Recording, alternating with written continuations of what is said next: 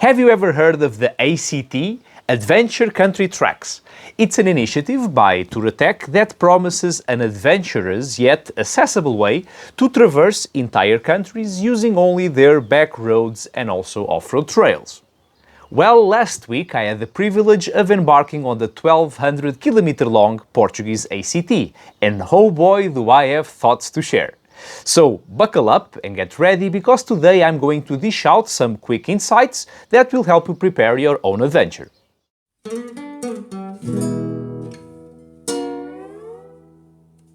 Hello adventurers, my name is Diogo Guerra and this is OFFroad-OFFcourse.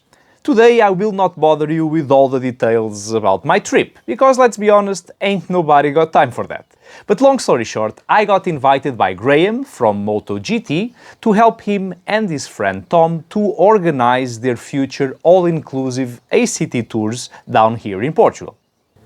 Before we hit the trails though, Graham wanted to sample one of my typical off-road-off-course training days, because that's something he wants to provide his guests as a way to guarantee their success, their safety and their happiness throughout the tours, which is a very smart move. Our plan was to ride the ACT from the bottom up, so we rode to Monte Gordo, slept there, and then next day we were ready to begin the trip. Now let's have the top 5 things I learned throughout this entire journey. Or top 7 actually. The big concern on everyone's minds, one way or the other.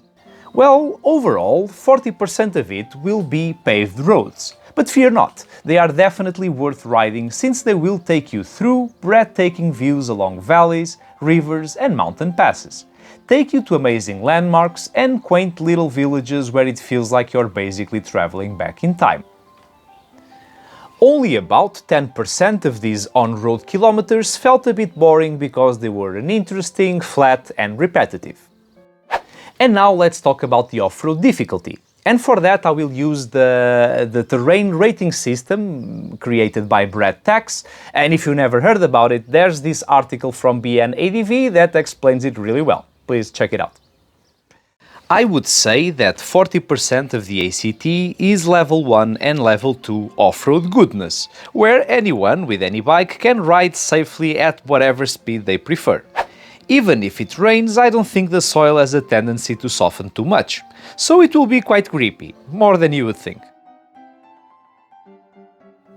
To my surprise, about 17% of the ACT was unexpectedly challenging, perhaps in a good way.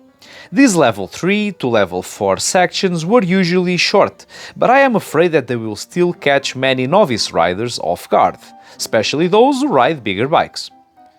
So don't be fooled, the ACT is not an off-road track for on-road people. A minimum level of off-road training and preparedness is still in order. And we have 3% left. Well, in my opinion, these last 3% were simply too intense for what I thought the ACT concept would be. And I am not talking about the alternative hard sections. Those are identified, they are there, they are alternatives, that's fine. I'm talking about random sections here and there where the track was just simply destroyed, maybe from floods or landslides or something like that. It's all part of the adventure, really, but I think this should come as a warning that you should always keep your eyes open and ready to look at the GPS and find an alternative route. I know a lot of you will be extremely pleased to hear this. There is absolutely no loose sand throughout the entire track. It's all compact dirt or compact sand, maybe a few loose gravel roads here and there, and a few loose rocks here and there, but no sand. And also, due to the nature of the soil, permeable and siliceous, even if it rains a lot, I don't think you'll ever have deep mud sections.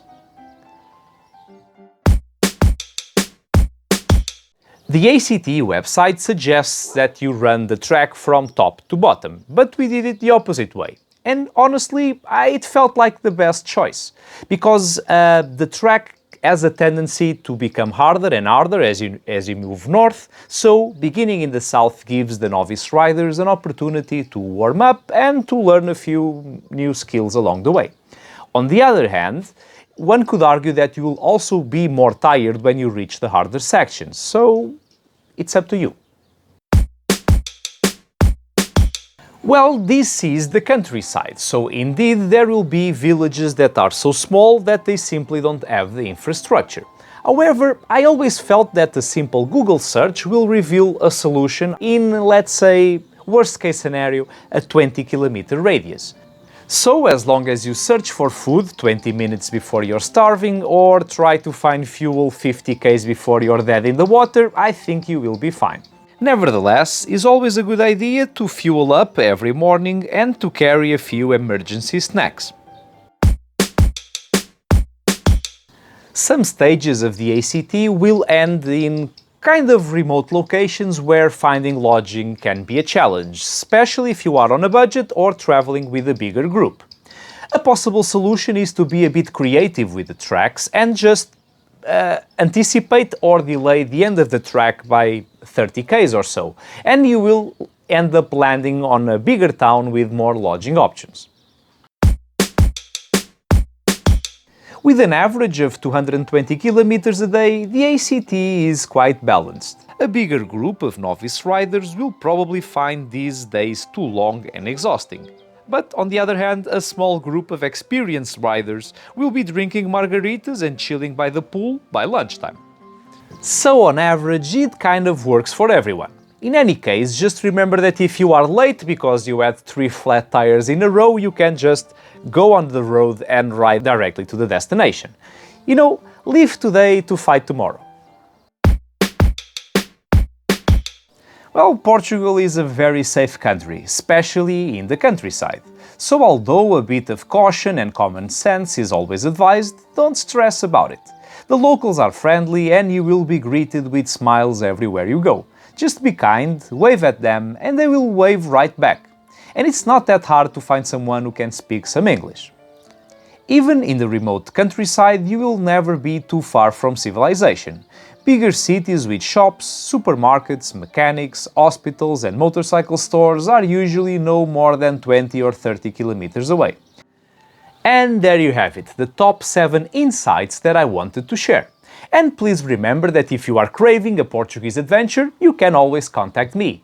I have motorcycles to rent, I have my own tours, I have enough experience as an instructor to prepare you for any adventure, and of course keep your eye out for these MotoGP all-inclusive ACT tours that I'm preparing with Graham. I promise you that you won't be disappointed.